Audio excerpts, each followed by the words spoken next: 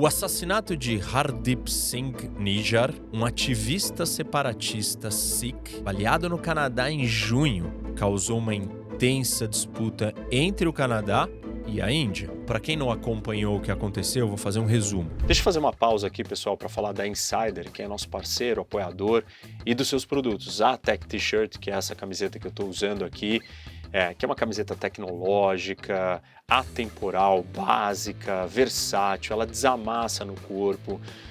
Assim, eu uso em diversas situações, seja para treinar, para trabalhar, para dormir. A camiseta é realmente versátil, ela é muito básica, tem várias cores, é muito gostoso, o tecido é leve, faz toda a diferença.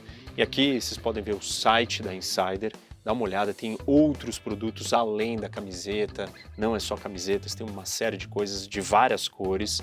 E usem o desconto de cupom aqui do Professor Rock, que é o ROC12, ROC HOC 12. Entra no site, tem também roupa feminina, tem uma série de outras coisas, vocês vão gostar. As camisetas são muito legais, mas tem mais coisa, não é só camiseta. Não esquece, ROC12.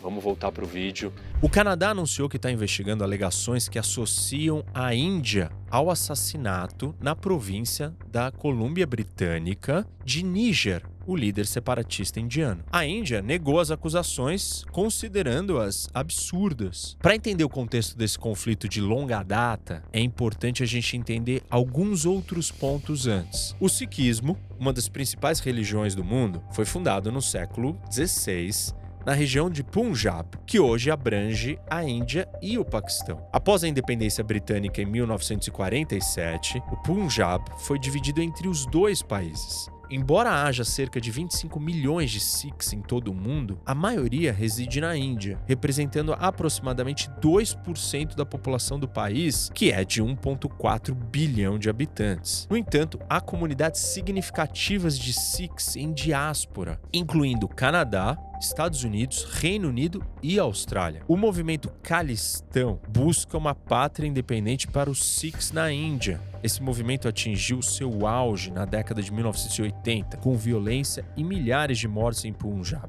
Embora o apoio à independência tenha diminuído desde então, ele ainda está vivo entre os Sikhs que vivem fora da Índia. A Índia se opõe fortemente ao movimento Khalistão e todos os principais partidos políticos indianos rejeitam a violência e o separatismo. As tensões resultaram em eventos controversos, como a invasão do Templo Dourado em 1984 e o assassinato de Indira Gandhi. Em junho de 1984, o exército indiano invadiu o Templo Dourado, o local mais sagrado para os Sikhs, expulsando os separatistas que se abrigavam no complexo. Essa operação, ordenada pela primeira-ministra Indira Gandhi, resultou em muitas mortes e danos ao templo. Poucos meses após essa operação, Indira Gandhi foi assassinada por 2 de seus guarda-costas Sikhs, levando a 4 dias de tumultos e violência generalizada, resultando em milhares de mortes, principalmente de Sikhs. Um ano depois, outro ataque terrorista do movimento separatista assombrou o mundo. Eles derrubaram um avião da Air India que voava de Montreal para Londres, matando 329 pessoas. Ou seja, o Khalistão é um tema sensível na Índia devido às feridas abertas pela violência dos anos de 1980. Voltando para o presente, então, o Nijjar, o líder separatista, um cidadão canadense, foi assassinado a tiros aos 45 anos em frente a um templo Sikh no Canadá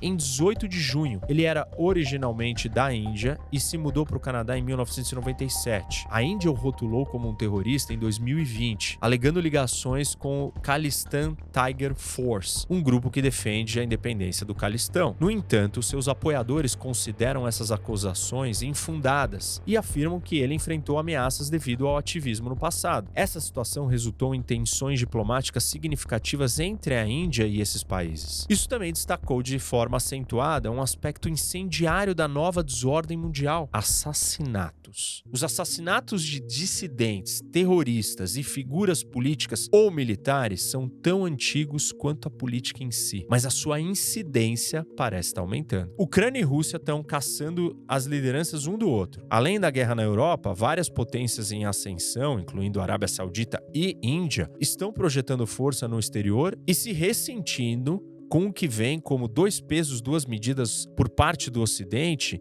em assassinatos patrocinados pelo Estado. Novas tecnologias, incluindo drones avançados, estão tornando mais fácil do que nunca para os governos eliminar pessoas com precisão à distância. No entanto, mesmo à medida que os assassinatos estão se tornando mais fáceis e talvez mais frequentes, o entendimento sobre eles permanece tão obscuro quanto sempre foi. Basta olhar para a resposta do Ocidente a tais assassinatos. O assassinato de Alexander Litvinenko, um ex-agente da KGB pela Rússia na Grã-Bretanha em 2006, causou indignação e levou a sanções. Após o horrível assassinato em 2018 de Jamal Khashoggi, um jornalista saudita exilado vivendo nos Estados Unidos, John Biden disse que a Arábia Saudita deveria ser tratada como um pária. No entanto, no ano passado ele cumprimentou Mohammed bin Salman, o príncipe herdeiro saudita e governante de fato, e está tentando persuadi-lo a fazer as pazes com Israel. Enquanto isso, a Índia nega o envolvimento na morte de Nijar e pode evitar quaisquer consequências sérias relacionadas a isso.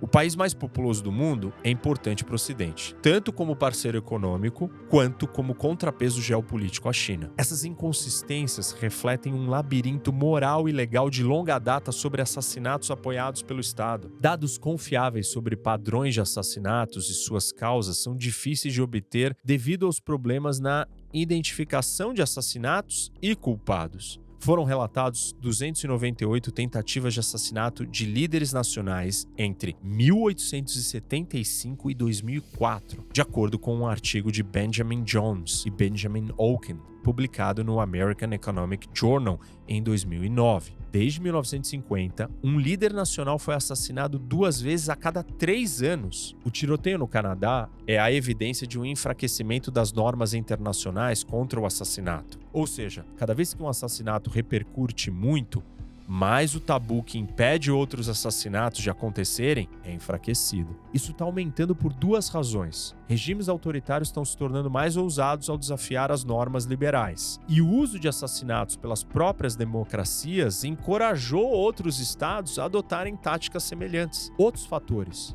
como a facilidade de viagem e drones que permitem vigilância e ataques de longa distância, provavelmente pioram o problema. Ao longo dos anos, os Estados Unidos mataram milhares de jihadistas com drones. Assassinato nunca mudou a história do mundo, comentou o político britânico Benjamin Disraeli após o assassinato de Abraham Lincoln.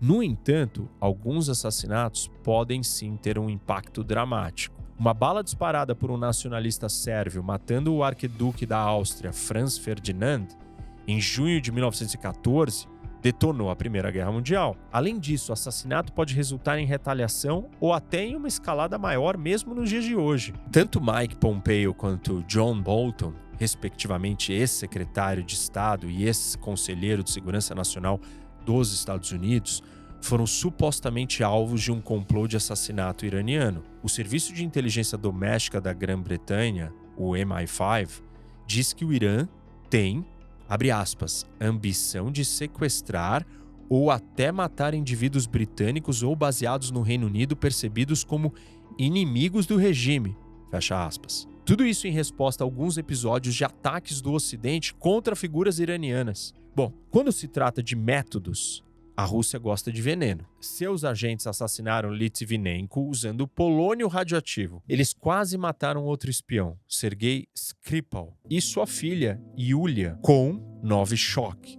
um agente nervoso em 2018. A Coreia do Norte também gosta do veneno. Eles mataram Kim Jong-nam, meio-irmão do líder do país Kim Jong-un, usando VX, outro agente nervoso, no aeroporto internacional de Kuala Lumpur em 2017. Já os Estados Unidos preferem bombas e balas. Suas forças especiais invadiram uma casa no Paquistão e mataram Osama Bin Laden, líder da Al-Qaeda, em 2011. Um ataque de drone americano matou seu sucessor, Ayman al-Zawahiri, em Cabul em 2022. Outro atingiu Qasem Soleimani, o chefe das forças Quds, a unidade de operações estrangeiras do Irã, no aeroporto de Bagdá em 2020. Isso tudo, apesar do fato de que em 1961 o presidente John F. Kennedy disse a um assessor que desaprovava assassinatos. Abre aspas, não podemos nos envolver nesse tipo de coisa, senão todos seríamos alvos.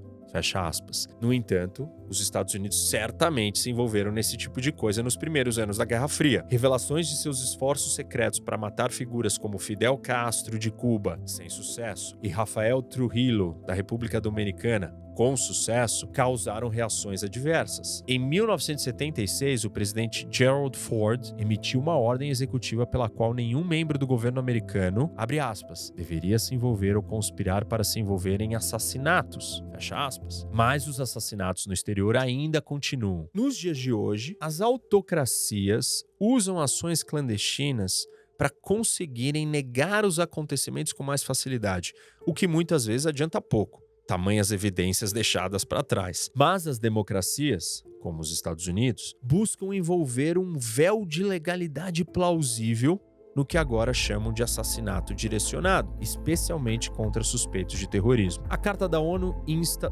todos os membros a, abre aspas, abster-se em suas relações internacionais da ameaça ou do uso da força contra a integridade territorial ou independência política de qualquer Estado, fecha aspas. Ao mesmo tempo, reconhece, abre aspas, o direito inerente de autodefesa individual ou coletiva em caso de ataque armado, fecha aspas. Os advogados internacionais de direitos humanos têm uma visão restritiva. Em tempos de paz, assassinatos são ilegais. Em tempos de guerra, eles podem ser permitidos dependendo se estão de acordo com as leis da guerra. A Ucrânia alveja comandantes russos de alto escalão, assim como os aliados em 1943 derrubaram um avião que transportava um almirante japonês, Isoroku Yamamoto, nas Ilhas Salomão. E quanto ao terrorismo internacional, que muitas vezes se encontra num terreno nebuloso entre a normalidade e a guerra? Segundo o direito internacional, os países devem lidar com o terrorismo por meio das ferramentas da aplicação da lei, incluindo cooperação internacional e extradição. Ação letal equivale a assassinato extrajudicial, ou seja, não deveria nem poderia acontecer. No entanto, os Estados Unidos em particular têm buscado maior liberdade legal de ação. Uma abordagem tem sido qualificar a soberania. Ação militar,